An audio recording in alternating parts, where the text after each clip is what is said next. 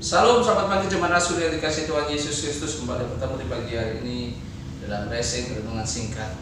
Tema pagi hari tetap sama di dalam jalur seperti kemarin, melanjutkan tema yang kemarin, yaitu hidup dikendalikan oleh Roh Kudus. Bagian yang keempat yaitu kesabaran atau ketekunan.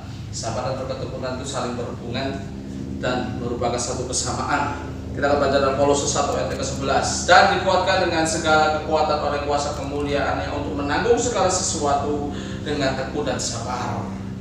Kesabaran sudah diteladankan Tuhan dalam kehidupan kita melalui penderitaannya sangat luar biasa. Dia diolok, dia dihina, dia ditampar, dia diezek, dia diludahi, dan semuanya penderitaan itu komplit dalam kehidupan Tuhan Yesus pada waktu di dunia. Tapi dia tidak membalas apapun. Dia lakukannya dengan sabar dalam kehidupannya. Itulah yang harus kita teladani. Bapak Ibu bisa baca di dalam Yesaya 53 ayat yang ke-7, juga Mazmur 103 ayat 8. Yang kedua, kita harus sabar dan tekun dalam hal apa?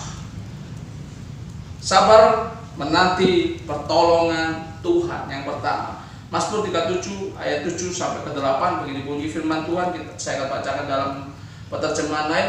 Nantikanlah Tuhan dengan hati yang tenang, tunggulah dengan sabar sampai ia bertindak. Jangan gelisah karena orang yang berhasil hidupnya atau yang melakukan tipu muslihat. 8. Jangan marah dan panas hati, itu hanya membawa celaka. Kita harus nantikan berkat-berkat Tuhan, pertolongan Tuhan dengan sabar dan tekun. Jangan melihat orang lain dengan segala keberhasilan yang ada dalam dunia ini, karena yang mereka lakukan itu adalah tipu muslihat. Yang kedua, tekun dalam berbuat baik. Roma 2 ayat yang ke-7, yaitu hidup kekal kepada mereka yang dengan tekun berbuat baik, mencari kemuliaan, kehormatan, dan ketidakbinasaan. Tekun dalam berbuat baik dengan seseorang, dengan tetangga, dengan masyarakat, dengan jemaat satu sama lain, dengan keluarga, dengan apapun juga. Orang tua berbuat baik yang mendatangkan kemuliaan, yang mendatangkan kehormatan, yang terpenting mendatangkan ketidakbinasaan. Yang ketiga yaitu tekun dalam pengharapan. Roma 8 ayat 25. Tetapi jika kita mengharapkan apa yang tidak kita lihat, pengharapan itu tidak kita lihat.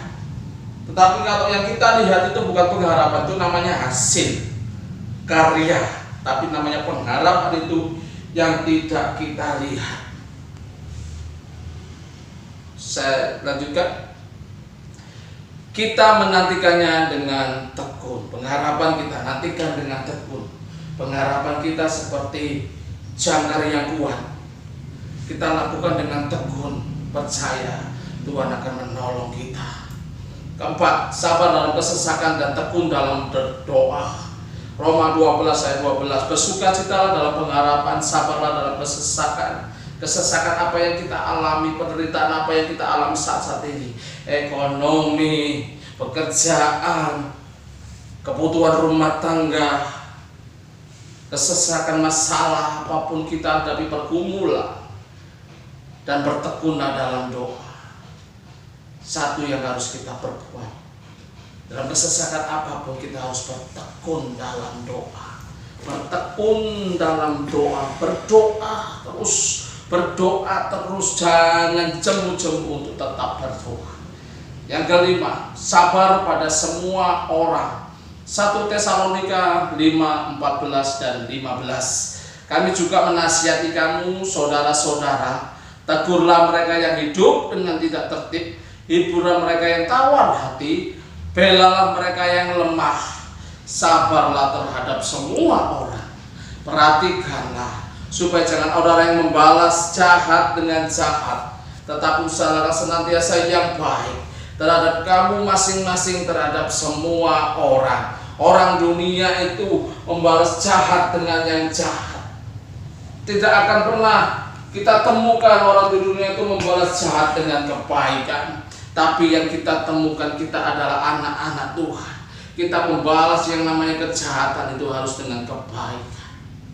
Oleh karena itu, kita harus sabar pada semua orang. Yang keenam, sabar mendapat bagian yang dijanjikan Allah. Apa yang dijanjikan Allah? dalam hidup kita, yaitu kekekalan hidup. Kita harus sabar menantikannya. Janji Allah dalam hidup kita apa? Tuhan Yesus akan memberkati kita berlimpah-limpah. Oleh karena itu kita harus sabar menantikannya. Ibrani 6 ayat 12, agar kamu jangan menjadi lamban, tetapi menjadi penurut-penurut mereka yang oleh iman dan kesabaran mendapat bagian dalam apa yang dijanjikan Allah.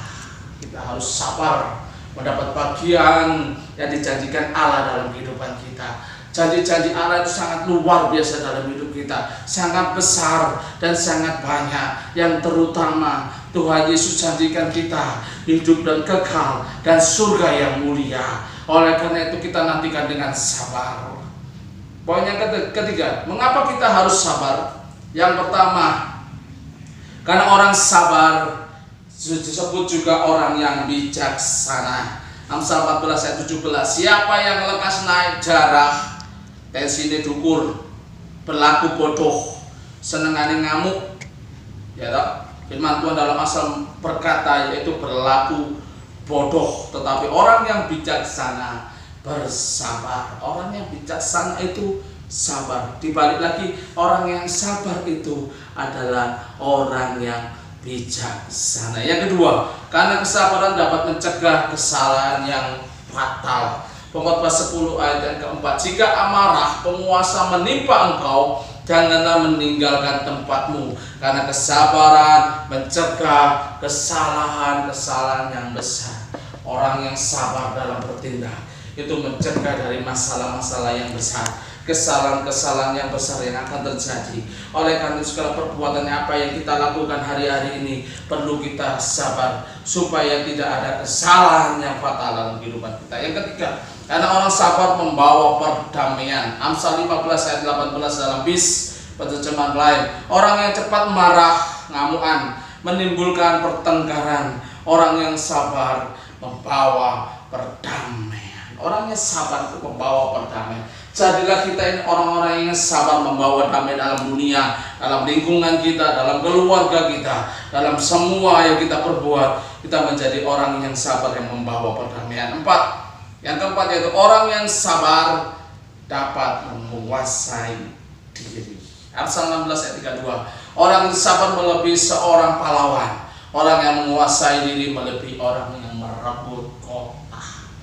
Orang yang sabar, orang yang punya kesabaran itu orang yang dapat menguasai diri. Oleh karena itu kita bersyukur hari ini kita belajar oleh kesabaran. Puji nama Tuhan, Tuhan Yesus memberkati kita semua. Haleluya. Amin.